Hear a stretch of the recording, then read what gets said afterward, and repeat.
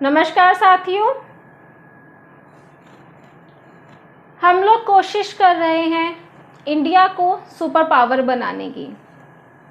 हम लोग कोशिश कर रहे हैं हिंदुस्तान को विश्व गुरु बनाने की। दुनिया में बहुत सारी कंट्रीज़ हैं जो अंडर डेवलप कंट्रीज़ में आती हैं। जो अंडर डेवलप कंट्रीज़ की लिस्ट में आती है वो कोशिश कर रही हैं अपने देश को डेवलपिंग कंट्री की लिस्ट में लाने की। जो डेवलपिंग कंट्री की लिस्ट में आते हैं देश, वो कोशिश कर रहे हैं अपने देश को डेवलप्ड कंट्री की लिस्ट में लाने की। एक हमारा देश है बहुत ही अनोखा, जो कोशिश कर रहा है डेवलपिंग कंट्री से अपने आप को अंडर डेवलप कंट्री में लाने की। लोग प्रमोशन करते हैं, हम डिमोशन कर रहे हैं। हमारे देश की आबादी 140 करोड़ है। 140 करोड़ में से 65% जो लोग हैं उनकी उम्र 35 वर्ष से भी कम है। आज 17 सितंबर है। देश के नागरिक होने के नाते मैं देश के प्रधान जी को उनके जन्म दिवस पर शुभकामनाएं देती हूँ। आज ही के दिन हमारे देश के युवा राष्ट्रीय बेरोजगारी दिवस मना रहे हैं। मैं उसका भी समर्थन करती हूँ। आज के दौर में युवाओं को नौकरी पाना मतलब महाभारत लड़ना है। लाखों लोग डिग्री लेकर कॉलेज से बाहर निकलते हैं, आंखों में सपने लिए एक अच्छे रोजगार की। हाथ में डिग्री होती है, रोजगार नहीं होता। अगर हम आंकड़ों की बात करें, बहुत ही डरावने हैं। विश्व में सबसे ज़्यादा बेरोजगार लोग हिंदुस्तान में हैं। अगर हम लॉकडाउन की बात करते हैं, लॉकडाउन से पहले जो हमारे देश की बेरोजगारी फीसदी था वो 8 था। लॉकडाउन के समय बेरोजगारी फीसदी 23 हो गया। लॉकडाउन के बाद बेरोजगारी फीसदी फिर से 8 हो गया।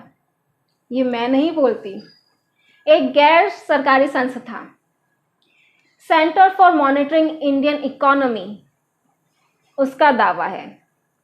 अब आप ही बताइए, क्या ये सच हो सकता है कि लॉकडाउन खुलते ही फिर से सब लोगों को नौकरी मिल गई? सच्चाई क्या है आप जानते हैं। जिस देश की जीडीपी नेगेटिव हो रही हो तो वहां रोजगार के अवसर कितने होंगे आपको खुद पता है। एक इकोनॉमिक्स में एक लॉ है, ओकेन्स लॉ, जो कहता है कि अगर जीडीपी 1% भी, 1% भी नहीं, सॉरी 1% भी नीचे आती है तो बेरोजगारी दर 2% ऊपर जाता है।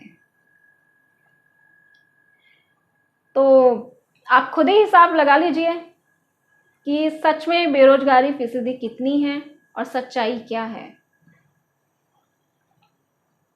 सरकार अपने अधिकारों का इस्तेमाल करके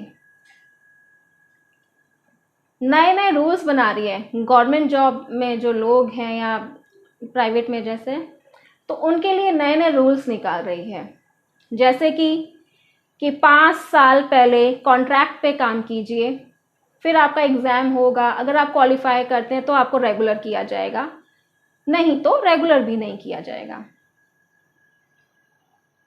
नेक्स्ट कि यूपी में जैसे अभी आया कि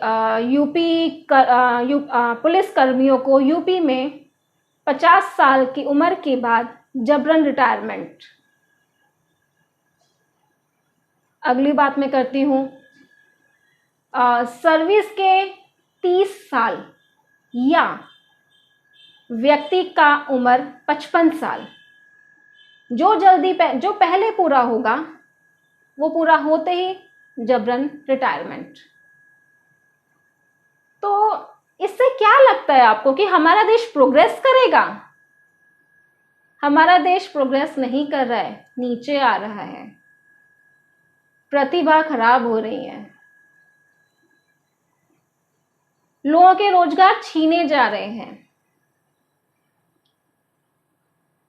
उनसे जबरदस्ती, जिनके पास रोजगार नहीं है उनको रोजगार दे ही नहीं पा रहे हैं, और जिनके पास है उनसे जबरदस्ती लिए जा रहे हैं।